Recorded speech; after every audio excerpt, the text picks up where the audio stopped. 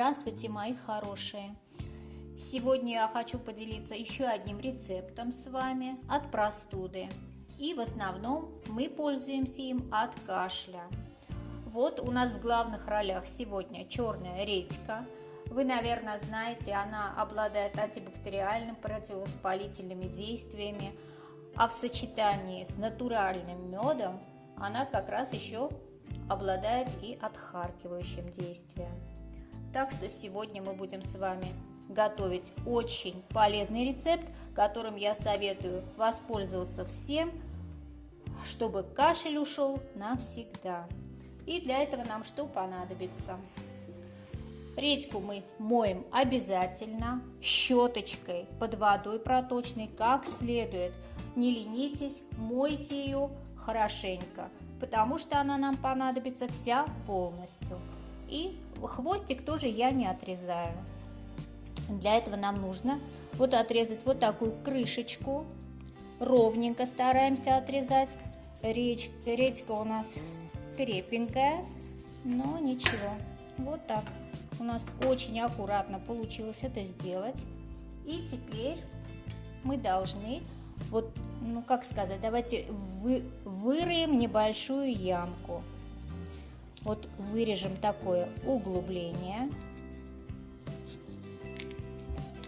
Очень много мы ее не будем вырезать. Вот посмотрите, немножечко еще углублю,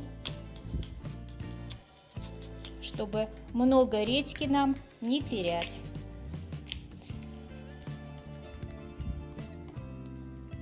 Вот так. Теперь я беру стакан. Вы возьмите любую посуду, которая вам удобна. И вот этот хвостик, все вот так погружаем просто в пустой стакан.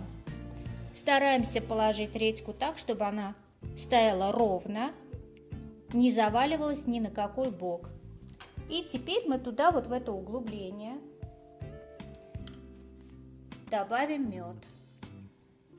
Вот в первый день, пока у нас углубление небольшое, вы можете добавить, наверное, чайную ложку или десертную меда.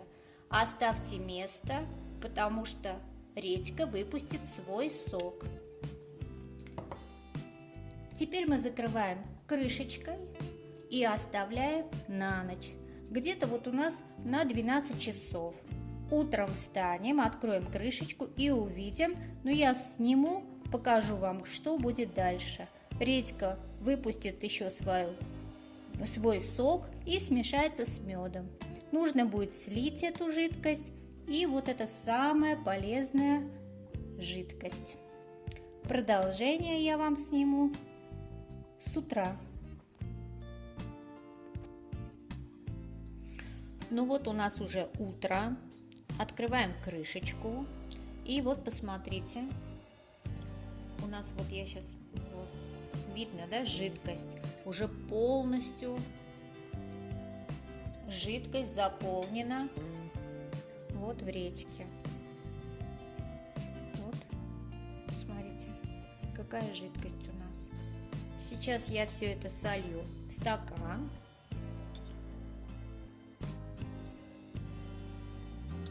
И наш больной будет пить эту микстурку.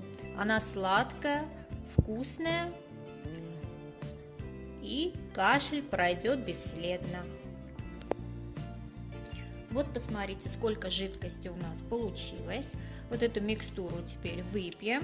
А вот посмотрите, как у нас выглядит теперь наша редька. Вот она начинает понемножку вот так съеживаться за счет того, что мед начинает с ней смешиваться, и сок весь постепенно будет забирать из редьки. И вот теперь мы заново положим мед в это углубление и опять оставим на 12 часов.